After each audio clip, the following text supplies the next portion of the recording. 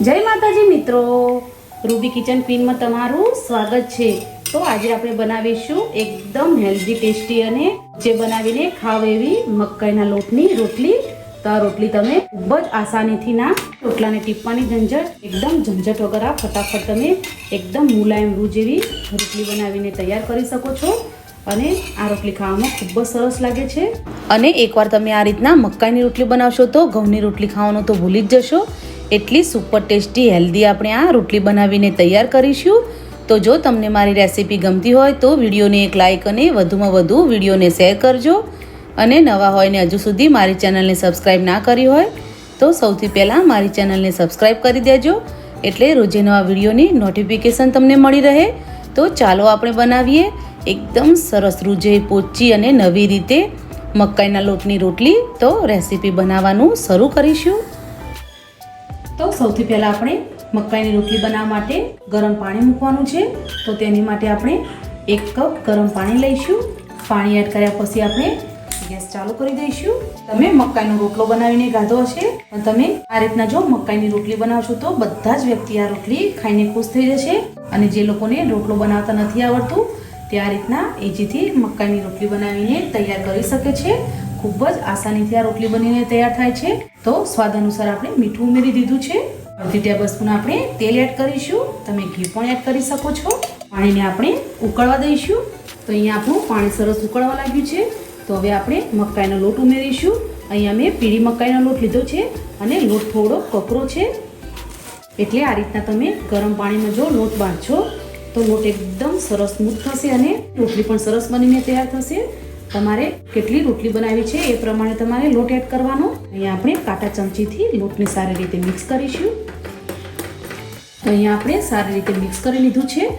હવે આપણે ગેસ બંધ કરી દઈશું અને ઢાંકણ ઢાંકીને આપણે લોટને આપણે 15 થી 20 મિનિટ માટે આ જ રીતના ઢાંકેલો રાખીને બફાવા દઈશું। એટલે લોટ એકદમ સરસ બફાશે અને ઠંડો થઈ જાય પછી આપણે તેને હાથ વડે સરસ મસળવાનો છે। લોટને આપણે ઠંડો થવા દઈશું। તો હવે આપણે 15 થી 20 મિનિટ જેટલો સમય થાય એટલે આપણે લોટને ખોલીને ચેક કરીશું। તમે જોઈ શકો છો ખૂબ જ સરસ આપણો લોટ બફાઈ ગયો છે। હવે આપણે લોટને આપણે એક મોટા વાસણમાં કાઢી લઈશું, કારણ કે આપણે આ લોટને સારી રીતે મસળવાનો છે। તો અહીંયા આપણે ઠંડો થઈ જાય પછી જ આ લોટને મસળવાનો, એટલે સારી રીતે તમે મસળી શકો। જો આ તમે જોઈ શકો છો થોડી થોડી લોટની અંદર વરાળ નીકળે છે। તો અહીંયા આપણે એકદમ સરસ હથેળીના આ રીતના ભાગથી આપણે મસળવાનો છે, એટલે લોટ આપણો એકદમ સરસ સ્મૂથ થશે। જો તમારી પાસે ઝીણી મકાઈનો લોટ હોય તો તમે તેનાથી પણ બનાવી શકો છો। અત્યારે આ થોડોક મોટો છે એટલે મેં તેને એકદમ સરસ બાફી લીધો છે, એટલે આપણે રોટલી બનતી વખતે કોઈ પણ ચીરાણ ના પડે અને રોટલી આપણી એકદમ સરસ બનીને તૈયાર થાય। તો અહીંયા આપણે લોટને પ્રોપર 2 થી 3 મિનિટ માટે સરસ બાંધી લીધો છે। હવે આપણે લોટને એકદમ સરસ સ્મૂથ કરવાનો છે।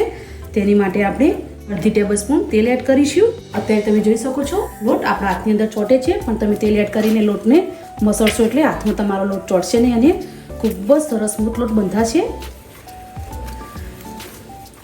અહીંયા આપણે એકદમ સરસ સ્મૂથ લોટ બાંધી લીધો છે। હવે આપણે રોટલીના સાઈડના નાના નાના લુવા કરી લઈશું। તમે જાડી પાતળી કઈ રીતના તમારે રોટલી બનાવી છે એ પ્રમાણે તમે નાના મોટા લુવા કરી શકો છો। આ રીતના આપણે ગ્લો લઈને તેને આ રીતના આપણે સરસ હાથ વડે મસળવાનો છે। અહીંયા આપણે સારી રીતે આ રીતના મસળશું। એ રીતના તમારે સરસ મસળવાનો કે તમારા લુવાની અંદર જરા કે ચીરાણ ના રહે। તમે જોઈ શકો છો એકદમ સરસ આપણા લોટની અંદર કોઈ પણ ચીરાણ નથી। તો આ રીતના પ્રોપર તમે લોટ મસળીને બનાવશો રોટલી તો ખૂબ જ સરસ તમારી રોટલી બનીને તૈયાર થશે। તો હવે આપણે રોટલી બનાવી લઈશું। રોટલી બનાવો તે પહેલાં તમારે ગેસ ઉપર તવો ગરમ કરવા માટે મૂકી દેવાનો છે। તો આપણે ગેસ ઉપર તવો મૂકી દીધો છે। તો હવે આપણે રોટલી બનાવી લઈશું। તો રોટલી તમારે એકદમ સરસ વણાય તેની માટે આપણે ઘઉંના લોટની અંદર લોયાને આ રીતના થોડો કોટ કરી લેવાનો છે અને એકદમ હળવે હાથેથી આપણે રોટલીને વણવાની છે। અત્યારે થોડો કરકરો લોટ છે એટલે આ રીતના થોડી ચિરાડ પડે છે, સાઈડમાં ચિરાડ પડે એટલે તમારે આ રીતના સેટ કરતું રહેવાનું અને રોટલીને વણતા રહીશું। તમારે કેટલી જાડી કે પાતળી રોટલી કરવી છે એ પ્રમાણે તમે રોટલીને વણી શકો છો। તમે જોઈ શકો છો ખૂબ જ આસાનીથી આ રોટલી વણાઈ રહી છે અને એક જ વાર આ રીતના થોડી ચિરાડો પડશે। અત્યારે તમે જોઈ શકો છો જરાકે ચિરાડ પણ નથી પડતી. ખૂબ જ સરસ રોટલી વણાઈ રહી છે. અહીંયા આપણી રોટલી એકદમ સરસ બની ગઈ છે. બંને સાઈડમાં તમે જોઈ શકો છો. ખૂબ જ સરસ આપણી રોટલી વણીને તૈયાર કરી લીધી છે.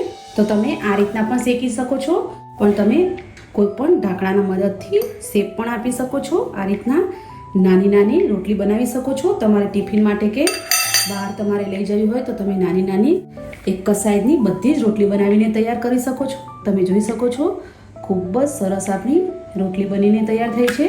ફરીથી આપણે રોટલી પર એકવાર વેલણ ફેરવી દઈશું એટલે રોટલી તમારી સરસ પાતળી થઈ જાય.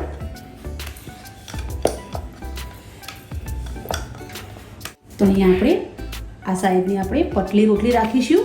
એકદમ જે તમે રેગ્યુલર રોટલી બનાવો છો ઘઉંના લોટની એ જ રીતના આપણે આ રોટલી બનાવીશું.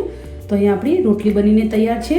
તમે એકી સાથે પણ બનાવી શકો છો, પણ એક એક બનાવીને પણ તમે શેકી શકો છો. તમે જોઈ શકો છો રીતના થોડોક મોટો છે એટલે આ રોટલી તમે ખાશો તો તમને ભરપૂર પ્રમાણમાં ફાઈબર મળી રહેશે અને તમારું પેટ પણ સારી રીતે સાફ થશે. એટલે મકાઈની આ રીતના તમે જાડા લોટની રોટલી ખાશો તો ખૂબ જ ફાયદાકારક છે. અહીંયા આપણી રોટલી બનીને તૈયાર થઈ ગઈ છે.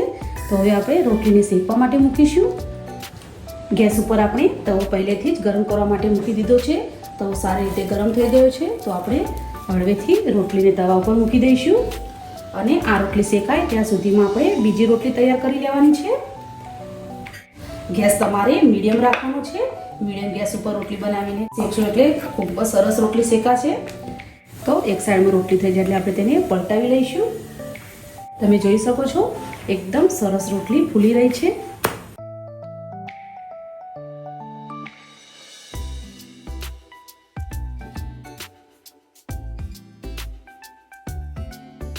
તો અહીંયા આપણે રોટલીને આ રીતના એકદમ સરસ બંને સાઈડમાં દબાવીને એકદમ સરસ બંને સાઈડમાં શેકવાની છે. હું ક્યારે પણ સીધો ગેસ ઉપર શેકતી નથી. આ રીતના પ્રોપર તવામાં જ આ રોટલીને શેકું છું. કોઈ પણ રોટલી બનાવો તો પ્રોપર તમારે આ રીતના તવાની અંદર જ શેકવાની. આ રીતના શેકેલી રોટલી ખાવામાં પણ ખૂબ જ સરસ લાગે છે. તો અહીંયા આપણી પ્રોપર બંને સાઈડમાં રોટલી શેકાઈ ગઈ છે. આપણે રોટલીને નીચે ઉતારી લઈશું અને એ જ રીતના આપણે આ બીજી રોટલી પણ શેકવા માટે મૂકીશું. હવે આપણે આ રીતના આપણે રોટલી થઈ જાય પછી તેની ઉપર આપણે તરત જ ઘી લગાવી દેવાનું છે એટલે રોટલી તમારી એકદમ સરસ લાંબા સમય સુધી પૂરી રહે. આપણે મોણમાં તેલનો ઉપયોગ કરે છે ને આ રીતના ઉપરથી ઘી રાખેલો રાખશો તો રોટલી લાંબા સમય સુધી એકદમ સરસ પોચી અને ખાવામાં સરસ સોફ્ટ રહેશે. તો અહીંયા આપણે એક એક કરીને આ રીતના બધી જ રોટલી બનાવીને તૈયાર કરી લઈશું. અહીંયા આપણી બીજી રોટલી પણ સરસ શેકાઈ રહી છે. તમારે ઉપરથી ઘી ના લગાવો તો તમે આ રીતના ઉપરથી તેલ એડ કરી શકો છો. આ રીતે તમારે તેલ એડ કરીને આખી રોટલી ઉપર સરસ તેલ લગાવી દેવાનું એટલે રોટલી એકદમ સરસ તેલવાળી થશે અને એકદમ સરસ પૂરી થશે. તમે જોઈ શકો છો એકદમ સરસ આપણી રોટલી ફૂલી રહી છે. તો તૈયાર છે આપણી રૂ પોચી અને ખૂબ જ સરળ રીતે બનાવેલી મકાઈની રોટલી. તો આ રોટલી તમે ખૂબ જ આસાનીથી બનાવીને તૈયાર કરી શકો છો. ખાસ આ રોટલી વેટ લોસ કરવાવાળા માટે, ડાયાબિટીસવાળા માટે ખૂબ જ ફાયદાકારક છે. એક રોટલીના બદલે 2 રોટલી પણ તમે ખાઈ શકો છો. ફાઈબરયુક્ત આ રોટલી ખાવામાં ખૂબ જ સરસ લાગે છે અને આપણે એટલી જ સિમ્પલ રીતે બનાવી છે એટલે બનાવવું પણ આ રોટલી ખૂબ જ સિમ્પલ છે. તો આ રોટલીને આપણે કોઈ પણ શાક સાથે તમે સર્વ કરી શકો છો. તમે જોઈ શકો છો એકદમ સરસ રૂ જેવી પોચી આપણી આ રોટલી બનીને તૈયાર થઈ છે.